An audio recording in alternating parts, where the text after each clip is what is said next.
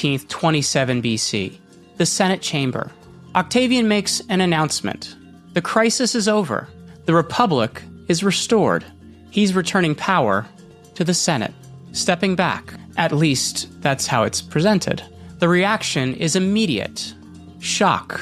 Then something else. Relief. They ask him to stay. Not permanently. Just long enough to stabilize things. And here's where it becomes precise. He agrees. But only to manage certain provinces. Temporarily.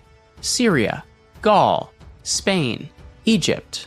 Which, if you look closely, aren't random. They contain the legions, the grain supply, the wealth. He returns what doesn't matter, keeps what does. And he does it within the system. The Senate votes him new titles.